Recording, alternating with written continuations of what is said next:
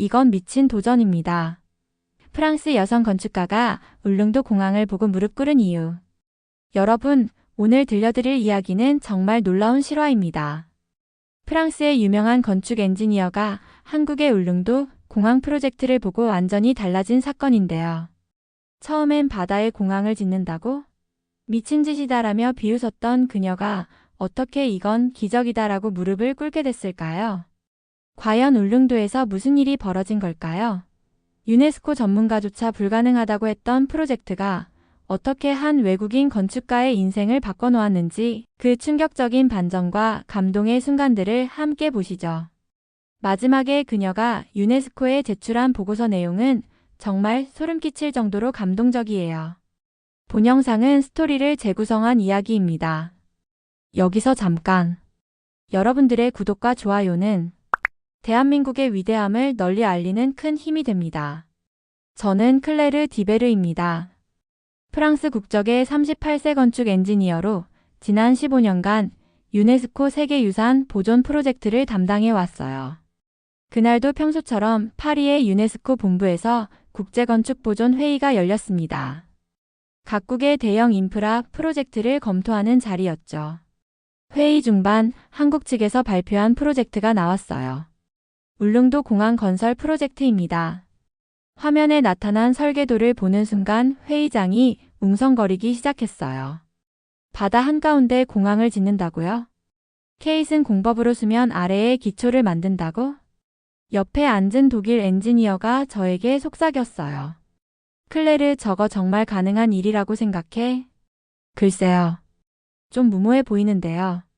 발표자인 한국국토교통부 관계자가 계속 설명했어요. 울릉도는 육지에서 130km 떨어진 섬입니다. 현재는 배편으로만 접근 가능하죠. 연간 결항률이 30%가 넘습니다. 겨울에는 한 달 넘게 고립되는 경우도 있어요. 하지만 회의장의 반응은 싸늘했어요. 이탈리아 대표가 손을 들고 말했습니다. 경제성은 어떻게 되나요? 2만 명도 안 되는 인구를 위해 수조 원을 투자한다는 게 합리적인가요? 프랑스 대표도 거들었어요. 환경 파괴는 어떻게 설명하실 건가요? 바다 생태계에 미치는 영향을 고려했나요? 저도 솔직히 회의적이었어요. 건축 엔지니어로서 봤을 때 너무 무리한 프로젝트 같았거든요. 회의가 끝난 후 회의록을 정리하면서 불가능한 프로젝트라고 메모해뒀어요. 그런데 일주일 후 유네스코 사무총장실에서 연락이 왔습니다. 클레르, 한국 울릉도 프로젝트를 직접 가서 검토해달라는 요청이 들어왔어요. 네? 왜 저에게요? 당신이 해안지역 건축 전문가잖아요. 그리고 객관적인 시각으로 판단해줄 수 있을 것 같아서요. 정말 예상치 못한 일이었어요. 언제까지 가야 하나요? 다음 주에 출발해주세요. 한국 측에서 모든 일정을 준비해뒀다고 해요. 그렇게 프랑스에서 한국으로 향하는 여정이 시작됐습니다. 인천공항에 도착했을 때 한국국토교통부의 강태진 과장이 마중 나와 있었어요. 안녕하세요, 클레르님. 멀리서 와주셔서 감사합니다. 안녕하세요. 강 과장님이시죠? 강태진 과장은 40대 중반의 열정적인 분이었어요. 첫 만남부터 울릉도 프로젝트에 대한 자부심이 느껴졌죠. 클레르님, 파리에서 회의 참석하셨죠? 반응이 어땠나요? 솔직히 말하면 회의적인 의견이 많았어요. 예상했습니다. 하지만 직접 보시면 생각이 달라지실 거예요. 다음 날 아침 울릉도행 헬기에 탑승했어요. 헬기로 가는 이유가 있나요? 배로 가면 4시간 걸려요. 그리고 오늘 같은 날씨에는 결항될 수도 있고요. 헬기가 바다 위를 날아가면서 강태진 과장이 설명해줬어요. 저 아래 보이는 바다가 동해예요. 수심이 평균 1500m 정도 됩니다. 정말 깊네요. 그렇죠. 그래서 더 어려운 프로젝트인 거예요. 1시간 정도 날아가니 멀리 섬이 보이기 시작했어요. 저기가 울릉도입니다. 섬의 모습을 보고 깜짝 놀랐어요. 생각보다 훨씬 험준하고 절벽이 많았거든요.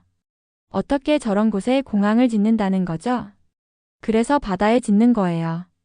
육지에는 평평한 땅이 없거든요. 헬기가 착륙하면서 강태진 과장이 말했어요. 클레르님, 이곳이 왜 공항이 필요한지 당신이 직접 느끼게 될 겁니다. 헬기에서 내리자마자 바람이 거세게 불었어요. 날씨가 금방 변할 것 같은 기분이 들었죠. 만약 지금 배편이었다면 어떻게 됐을까요? 아마 못 왔을 거예요. 파고가 3m가 넘거든요. 그 순간 이 프로젝트의 필요성을 조금 이해하게 됐어요. 다음 날 현장 책임자인 김민정 단장을 만났어요. 김민정 단장은 50대 여성으로 울릉도 출신이었어요. 30년간 토목 엔지니어로 일해온 베테랑이었죠. 클레르님 반갑습니다. 저는 이 프로젝트를 책임지고 있는 김민정입니다. 안녕하세요. 현장을 직접 보고 싶어서 왔어요. 그럼 바로 가보시죠. 지금 케이슨 설치 작업이 한창이거든요. 현장으로 가는 길에 김민정 단장이 설명해 줬어요. 케이슨이라는 건 거대한 콘크리트 상자예요. 이걸 바다에 가라앉혀서 기초로 만드는 거죠. 얼마나 큰가요?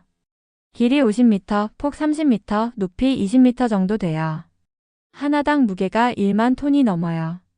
상상도 할 수 없는 규모였어요. 현장에 도착해서 보니 정말 놀라웠어요. 바다 한가운데서 거대한 크레인이 케이슨을 들어 올리고 있었거든요. 저게 다 바다 속으로 들어가는 거예요. 네, 수심 20m 지점에 정확하게 설치해야 해요. 오차 범위는 10cm 이내여야 해요. 정말 놀라운 정밀도였어요. 김민정 단장이 바다를 가리키며 말했어요. 저기 보이는 구조물들이 우리 울릉도 주민들에게는 시간이고 생명이에요. 시간이요? 네, 지금까지는 배 시간에 맞춰 살아야 했어요. 언제 결항될지 모르니까 항상 불안했죠. 그리고 생명이라고 하신 이유는 응급 환자가 생겨도 헬기밖에 방법이 없어요. 날씨가 나쁘면 그것도 못 띄우고요. 그 말을 들으니 이 프로젝트가 단순한 건설 사업이 아니라는 걸 알겠더군요. 케이슨이 물속으로 천천히 내려가는 모습을 지켜보면서 생각했어요. 이건 정말 바다에 길을 내는 일이구나. 김민정 단장의 안내로 마을을 둘러봤어요. 첫 번째로 만난 분은 울릉도에서 50년째 살고 계신 박영수 할아버지였어요. 할아버지, 공항이 생기면 어떠실 것 같아요? 아이고, 그냥 꿈만 같아요. 육지 나가려면 하루 종일 걸렸는데 많이 불편하셨겠어요. 겨울에는 한 달씩 배가 안 들어와요. 그럼 완전히 고립되죠. 다음으로 만난 분은 울릉도 병원의 이상훈 원장님이었어요. 원장님, 응급 환자는 어떻게 처리하세요? 헬기 응급 이송을 요청해야 해요. 그런데 날씨가 나쁘면 못 띄우죠. 그럼 어떻게 해요? 기다리는 수밖에 없어요. 그러다가 못 살리는 경우도 있고요. 정말 심각한 문제였어요. 가장 인상적이었던 건 고등학생 지연이라는 아이와의 만남이었어요. 지연아, 장래 희망이 뭐야? 피아노를 전공하고 싶어요. 그럼 레슨은 어떻게 받아? 포항에 나가서 받아야 해요. 그런데 배가 자주 끊겨서 매주 가기 어려워요. 그럼 꿈을 포기해야 하는 거야? 아니에요. 공항이 생기면 매주 갈 수 있을 것 같아요. 지연이의 눈빛에서 간절함이 느껴졌어요. 울릉도 초등학교도 방문했어요. 선생님이 말씀하시길 아이들이 수학여행을 가려면 3박 4일이 걸린다고 하더군요. 이동하는 데만 이틀이 걸리니까요. 아이들이 많이 아쉬워해요. 친구들은 하루 만에 다녀오는데 우리는 그럴 수 없으니까요. 그날 저녁 숙소에서 하루를 돌아봤어요. 이 섬의 시간은 정말 멈춰 있구나. 육지에서는 30분이면 갈 수 있는 거리가 여기서는 하루 종일 걸리는 일이었어요. 김민정 단장이 맞는 말을 했더군요. 이 프로젝트는 시간과 생명에 관한 일이었어요. 셋째 날 유럽의 전문가들과 화상회의가 있었어요. 파리 본부에서 경제성 분석 결과를 발표했어요. 클레르 경제성 지수가 0.77이 나왔어. 투자 대비 효과가 부족하다는 뜻이야. 그런데 현장에서 느낀 건 좀 달라요. 뭐가 달라? 숫자로는 표현할 수 없는 가치들이 있어요. 독일 동료가 반박했어요. 클레르 감정에 휩쓸리는 거 아니야? 우리는 객관적으로 판단해야 해. 저도 그렇게 생각했어요. 하지만 직접 보니까 다르더라고요. 이탈리아 대표가 말했어요. 2만 명을 위해 수조 원을 쓰는 게 합리적이라고 생각해. 그 2만 명도 대한민국 국민이에요. 똑같은 권리를 가져야 하지 않을까요? 회의가 끝난 후 김민정 단장과 심각한 대화를 나눴어요. 단장님, 유럽 전문가들은 경제성이 부족하다고 해요. 김민정 단장이 잠시 침묵하더니 말했어요. 클레르님, 우리는 숫자로만 살지 않아요. 무슨 뜻이세요? 이 섬 사람들이 육지 사람들과 똑같은 기회를 가져야 한다는 게 숫자로 계산돼요. 아니요, 그렇지 않죠. 지연이가 피아노를 배울 권리가 경제성으로 따질 일인가요? 김민정 단장의 말이 제 마음을 흔들었어요. 그리고 클레르님, 프랑스에서도 작은 섬들이 있지 않나요? 네, 있어요. 그 섬 사람들은 어떻게 살아요? 정부에서 지원을 많이 해주죠. 국민이니까요. 맞아요. 똑같아요. 그날 밤 보고서 초안을 수정하기 시작했어요. 단순한 경제성 분석으로는 이 프로젝트의 진정한 가치를 설명할 수 없다는 걸 깨달았거든요. 넷째 날 가장 치열한 논쟁이 벌어졌어요. 활주로 길이에 대한 회의였거든요. 국토교통부에서는 1200m로 계획했는데 주민들은 1500m를 요구하고 있었어요. 강태진 과장이 설명했어요. 1200m면 소형 항공기는 충분히 운항 가능해요. 그런데 주민들은 왜 1500m를 원하나요? 김민정 단장이 답했어요. 응급환자 이송용 대형 헬기나 의료진 수송기를 위해서예요. 300m 차이가 그렇게 큰가요? 생명과 직결된 문제예요. 300m 때문에 못 들어오는 항공기가 있다면 회의실에서 예산 담당자가 반대했어요. 300m를 늘리려면 1000억 원이 더 들어요. 미터당 33억 원씩이에요. 저도 깜짝 놀랐어요. 미터당 33억 원이요? 도대체 어떻게 그런 계산이 나와요? 바다에 짓는 거라 육지보다 10배 이상 비싸요. 그때 울릉도 주민대표인 박철수 씨가 일어나서 말했어요. 돈 계산하지 마세요. 우리 목숨 계산하는 거잖아요. 하지만 예산에는 한계가 있어요. 그럼 우리는 계속 2등 국민으로 살라는 거예요. 회의실이 조용해졌어요. 김민정 단장이 저에게 물었어요. 클레르님은 어떻게 생각하세요? 전문가 입장에서요. 정말 어려운 질문이었어요. 기술적으로는 둘 다 가능해요. 하지만 안전을 생각하면 길수록 좋죠. 비용은 어떻게 생각해요? 생명과 비교할 수는 없는 것 같아요. 그날 회의는 결론 없이 끝났어요. 하지만 제 마음속에서는 결론이 나 있었어요. 1500m가 맞다고 생각했거든요. 마지막 날 뜻밖의 손님이 왔어요. 국방부에서 온 김대령이었어요. 안녕하세요, 클레르님. 저는 국방부 김대령입니다. 국방부에서요? 무슨 일로요? 울릉도 공항의 전략적 의미를 설명드리려고 왔어요. 김대령이 지도를 펼쳤어요. 여기가 울릉도고 저기가 독도예요. 네, 알고 있어요. 울릉도 공항이 생기면 독도까지 15분이면 갈 수 있어요. 아, 그런 의미가 있군요. 그렇죠. 이건 단순한 민간 공항이 아니에요. 우리 영토를 지키는 전진기지예요. 김대령의 설명을 들으면서 이 프로젝트의 또 다른 측면을 알게 됐어요. 일본에서 독도 영유권을 계속 주장하고 있죠. 네, 그래서 더욱 중요한 거예요. 시료 지배를 확실히 하려면 접근성이 중요하거든요. 그럼 이 공항이 완성되면 독도 경비대 교대도 쉬워지고 관광객들도 더 많이 갈 수 있어요. 그 순간 깨달았어요. 이 프로젝트는 단순한 교통 인프라가 아니라 국가의 주권과 미래가 걸린 일이었어요. 그날 밤 보고서 제목을 바꿨어요. 원래는 울릉도 공항 건설 프로젝트 검토 보고서였는데 울릉 관문 국가의 미래로 향하는 다리로 바꿨어요. 영어로는 ULLEUNG Gateway A Nations Bridge to the Future였죠. 제 관점이 완전히 바뀐 거예요.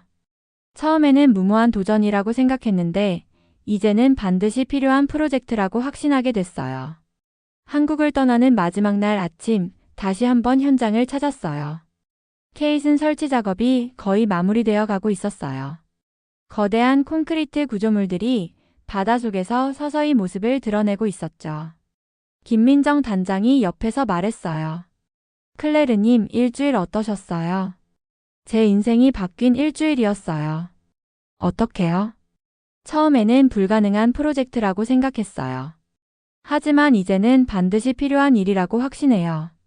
김민정 단장이 바다를 바라보며 말했어요. 클레르님, 이 공항이 완성되면 울릉도는 완전히 달라질 거예요. 어떻게요? 지연이 같은 아이들이 꿈을 포기하지 않아도 되고 아픈 사람들이 제때 치료받을 수 있고. 그리고요? 이 섬이 더 이상 고립된 섬이 아니라 대한민국의 일부가 되는 거죠. 그때 김민정 단장이 한 말이 정말 인상적이었어요. 클레르님, 이건 우리가 기다리는 게 아니라 우리가 어떤 민족인지 증명하는 증거예요. 어떤 의미인가요? 우리는 불가능을 가능으로 만드는 민족이라는 거요. 바다에 길을 내고 하늘에 다리를 놓는 사람들이죠. 공항으로 가는 길에 지연이를 다시 만났어요. 지연아, 언니가 프랑스로 돌아가네. 언니, 우리 공항 어떻게 생각해요? 정말 훌륭한 프로젝트야. 너의 꿈도 이루어질 거야. 정말요? 저 피아니스트 될 수 있을까요? 물론이지. 공항이 생기면 매주 레슨 받을 수 있잖아. 지연이가 활짝 웃었어요. 비행기 안에서 보고서 마지막 문장을 썼어요. 이 공항은 단순한 구조물이 아니다.